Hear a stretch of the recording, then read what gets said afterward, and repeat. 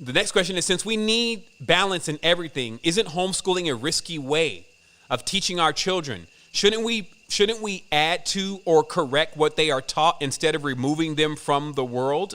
Okay, very great question.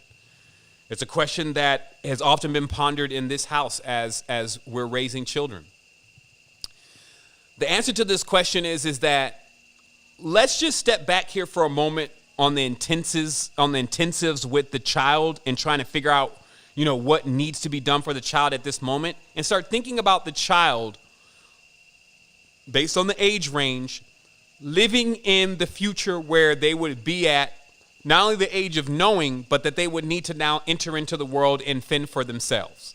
Okay? So if you have a 5-year-old child, that would be in retrospect in about 12 years. So then you start thinking about, so what is the world going to be like in 12 years? Either the world that I'm creating, if I'm sustainable already, or the world that I'm going to have to put them into because I'm still working in the world. And then you start thinking about, what is it going to be the most important for them to really know, rather than, I don't know, Christopher Columbus, Santa Claus, and all the rest of the stuff they teach in a really great curriculum in school. Not. What are they really going to need to know? Because really, the biggest issue with removing children from school is actually the camaraderie and them being able to be around other children. So that is a genuine concern.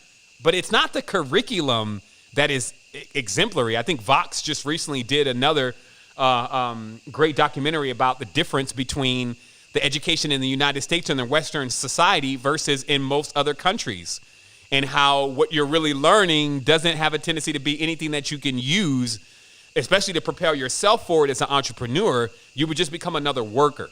But moving that all aside, what is it that a child is really going to need for you to feel like that you did the best that you could to give this child a proper advantage in the reality that they're going to be going into and the time span in which they're going to enter it?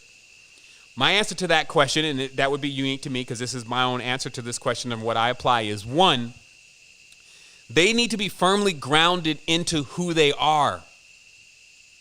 We've seen it enough, and it's happened even to us, that not having that awareness of who we are starts making us prefer others or other things that are not like us. And we try to conform and become like that because we're searching for identity. Children are searching for identity. So with something like ideology, you're capable of saying to this child, okay, you're really Mercury. I mean, you wouldn't maybe phrase it like that, but you would say, this is what you like to do. This is what you enjoy. And you would see this. You don't even have to teach a child directly like that. The best instructors actually don't let who they're instructing even know that they're being instructed. They just start building that around them.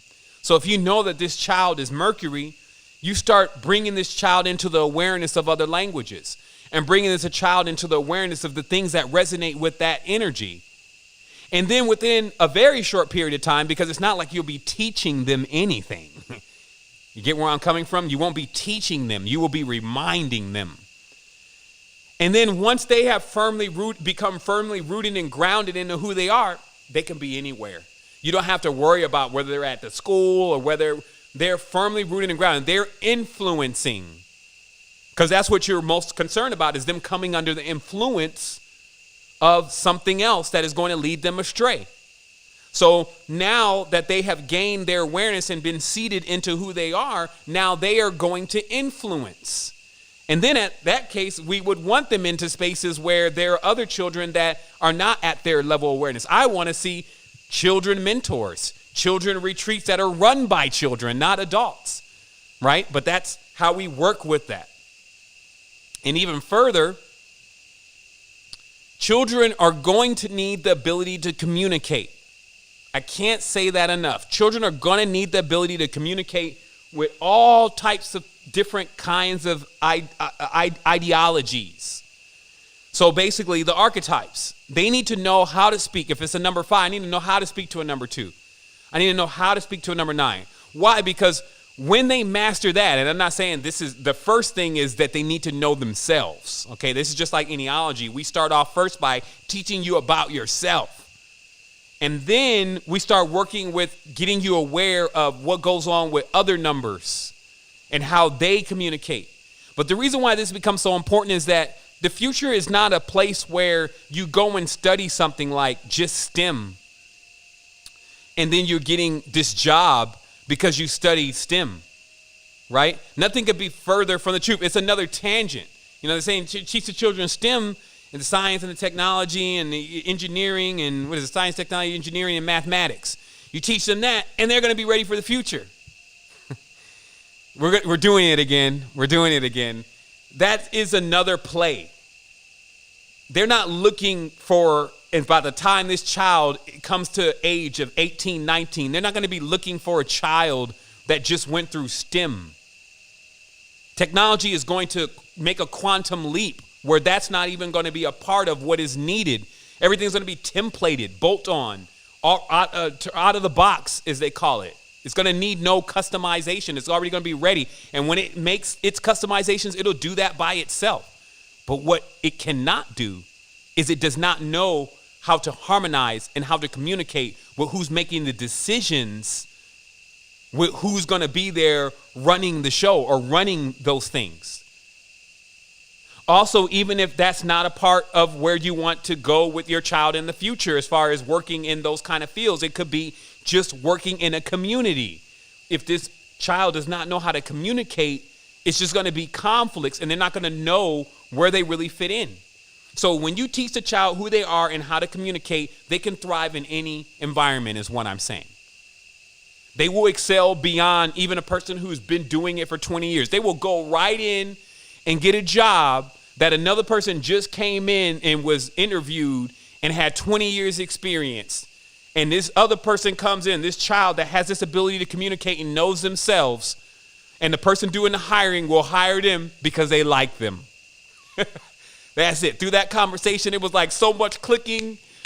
I like this person. I like it, versus that other one that's been to the professor. He's all, he's got all of his, his books and his credentials, and he's got the personality of a cardboard box.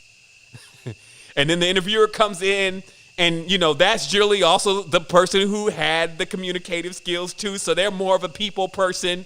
And then now they're sitting in front of an inanimate object, basically, after the person has numbed themselves through the compartmentalizations of this system. Versus when a person that knows how to communicate, especially with etiology, comes in, what's happening? The person's only seeing a mirror and a reflection. This is, man, I remember when I was that age, I was just like that. This is what goes on, because this is the energetic field. Remember, we're spirits. So all these spirits this spirit is being enveloped and influenced by another spirit. That's why we say, I used to say that the strongest mind wins, right? All is mind. So what I'm referring to is that when this big aura walks in the room, it can be felt. So this child walks in the room, or was a child, and then the interviewer is there. They're feeling this person. I'm feeling you. You know what? I'm going to give you a shot. I know you don't know how to do any of this, because this is generally how it comes across. These kind of people, also, when you know yourself and you know how to communicate, you can really learn anything. And since most jobs are not based on if you learn the skill, but whether you have the experience, if you can learn what the skill is pretty fast, then you actually supersede someone who's already been to school for it but never worked in that position. I'm just giving you a full layout here. This is something that obviously I've thought about heavily, right? To come up with solutions. I got to apply the solutions in my life. So that's what I'm saying. So when that being gets in there, they're gonna like, you know what? I'll give you a shot. We'll go through orientation. I'm gonna put you under Jim. We'll come back in a month and reevaluate the whole thing and see if you can keep the job. And within that month, people are like trying to put him on the shoulders. If they fire him, others may quit. So that's what I'm saying. You got to start really putting this thing together in your own projection and seeing what's happening, being the fly on the wall, if you may, to the situations that are going on in order to prepare your children properly for what's going to be occurring in the future.